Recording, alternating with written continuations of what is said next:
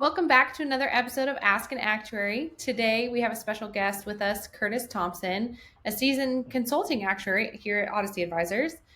He has over a decade of experience in the field. Thanks for joining me again today, Kurtis. Well, it's my pleasure to be here. So, today I know we're going to dive into some terminology that can sometimes be a little confusing and bring some clarity to valuation date, measurement date, and reporting date. Yep, Curtis, could you start by explaining what exactly the valuation date means?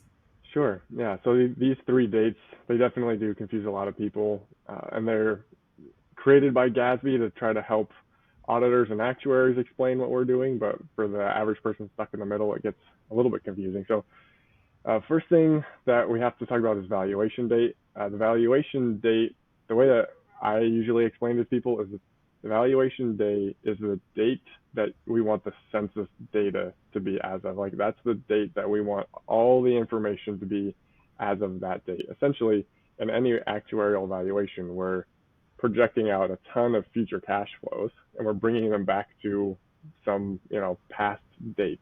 That's the valuation date. So we take all the cash flows from all the people and bring them back to the valuation date. So as of that date, we want to know, all your active employees, all your retired employees, what their benefits look like. So at least for me, that's the easiest way to understand it is that's the day that we, hit run on the valuation, bring all the cash flows back to that date and want the data as of that day. And next up, could you clarify what the measurement data is all about? Yeah, so here's where it gets more confusing because on old Gatsby standards, there was no measurement date. Valuation date was basically everything. Now we have this measurement date. It's essentially what the measurement date allows us to do is to have an actuarial evaluation that lasts for a couple of years. And so what we do, we started the process and we have measured the liability or the actuarial numbers as of a certain date. Measurement date then says like what date are we measuring the liability as of, so we can take the numbers we calculated as of evaluation date and we can move them forward 1 year, we can move them forward 2 years. It's still the same original population, so even if we take evaluation date and we roll it forward a year, we won't have any of the new employees, we won't have any of the new retirees, but we can still say like with the data as of the valuation date, we measured liability as of this date and here's what it is. And finally, what role does a reporting date play in all of this?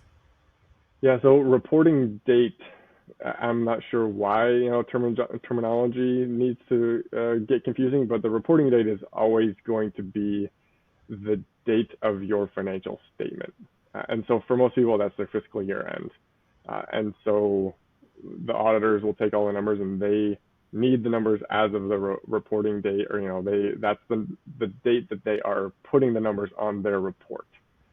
So for the most part, measurement date and reporting date are going to be the same, especially for people who have assets. Like measurement date and reporting date are going to be the same because we want to make sure that we measure the liabilities on the same day that we report them on the financial statement. For smaller entities or those that don't have assets, those dates can vary. You can have someone that has a beginning of year measurement date and an end of year reporting date. But for the most part, that's going to be the same as measurement date, and it's just easiest to think of it as that's the date that your financial statement is as of. And why exactly do we need to keep track of all three of these dates? Yeah, so the reality of keeping track of those dates for most people is that you don't. The auditor and the actuary, like we need those dates. They're prescribed in the standard that we need those dates. We need to keep track of those dates.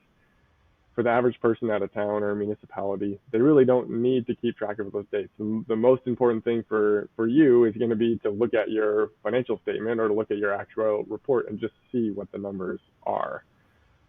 However, because those dates exist, it creates confusion. So it's what you need to do to keep track of those dates is just essentially know a little bit of the variation of what they mean, valuation date versus measurement date, and then the reporting date's what shows up on your report. And so for the most part, it doesn't really affect your life, but don't let it confuse you. Watch a video like this and hopefully you understand it just a little bit more. It's just enough that you can, put it in the back of your mind and never think about it again.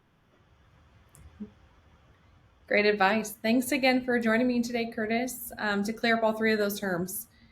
And to our viewers, remember to let us know if you have any questions you'd like us to cover in our next Ask an Actuary series. Just drop us a comment down below or shoot us a message. We'll see you next time.